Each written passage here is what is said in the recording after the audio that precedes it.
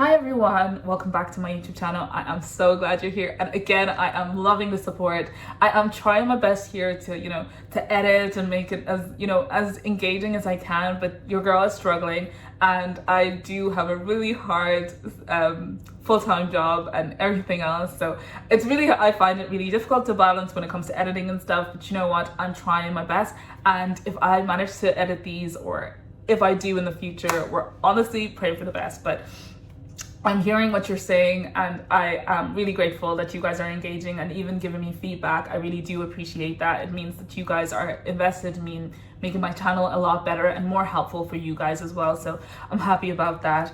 I think at this point my fragrance collection is something about 40 plus. I haven't counted it yet, and I know, like, in the back of my mind sometimes I do feel a little bit guilty about that, because I'm like, does it need to grow anymore? But if I'm being completely candid with you, I love my fragrance collection. I love it so much. It brings me so much joy.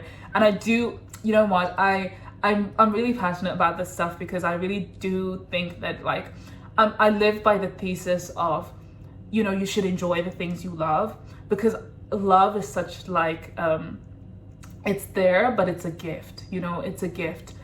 Some people never get to experience the things that they love, or life sometimes just doesn't line up that way. So if you get an opportunity to enjoy something that you love and to explore it, your life aligns, the opportunity is there, take it.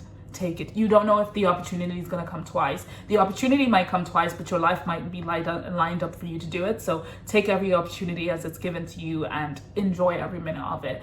And I'm also a big firm believer of, you never know what you're going to love.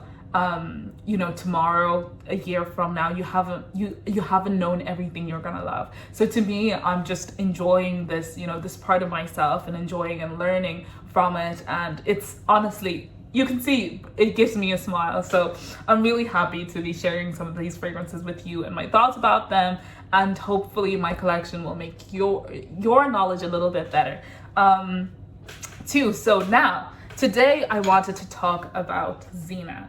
Now, this has been making its rounds and super hyped. I believe it's super hyped. Now, there's only a few people I've heard talk about this, but we all know Polina loves this. Polina loves this fragrance so much.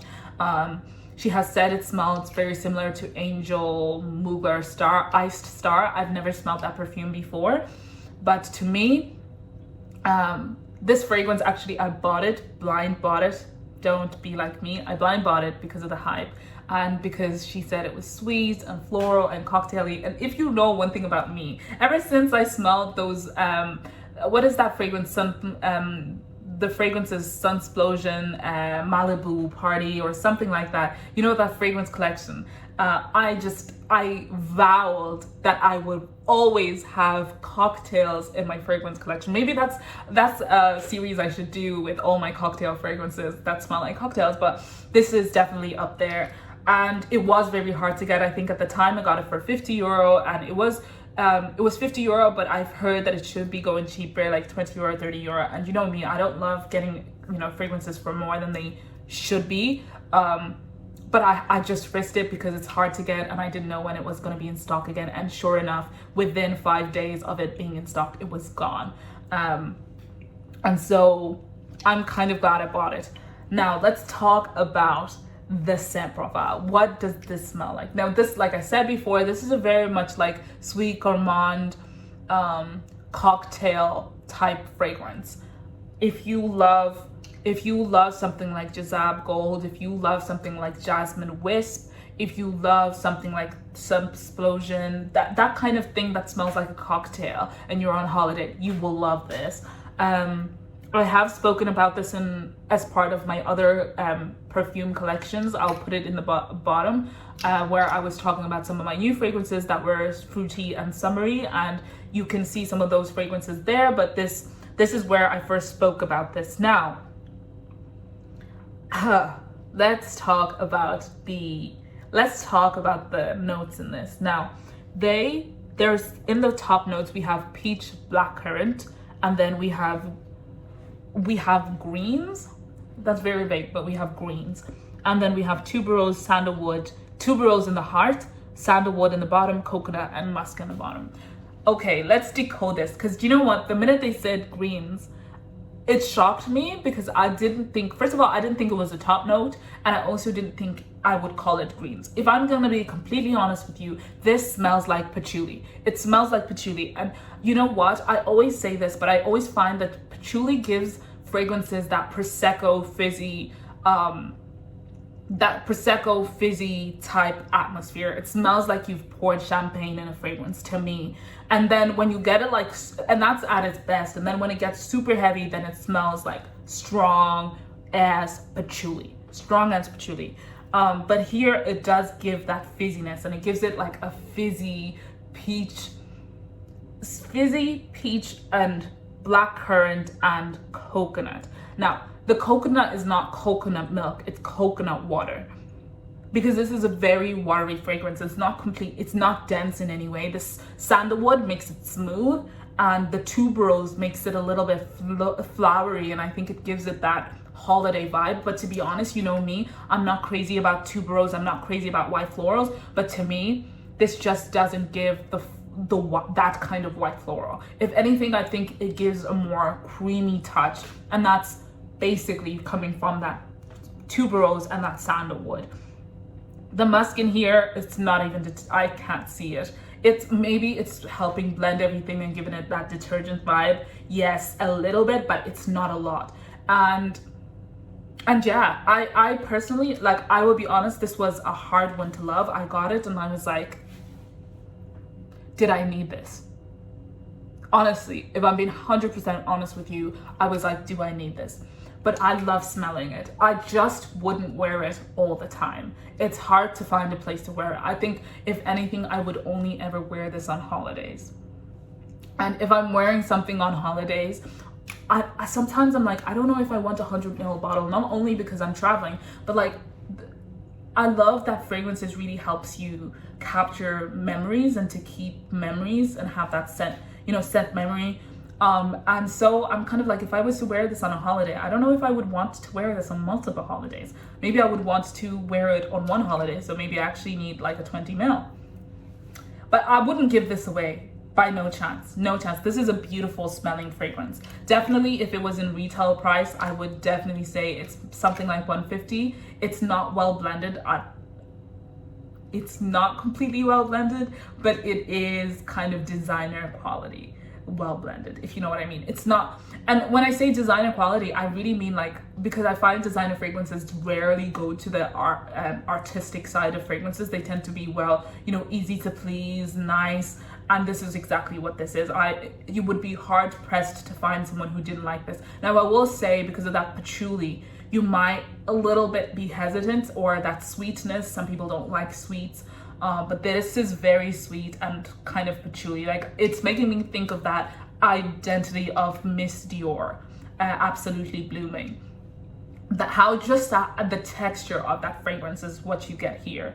It doesn't smell similar, but it's that texture of having patchouli and having patchouli and that sweet candied feel. Now, I would personally wear this, like I said, just on holidays. In terms of longevity, this definitely lasts something like 7 hours to 8 hours. It's long lasting. You wouldn't be able to overspray it because it might give you a headache just because of that patchouli, personally for me.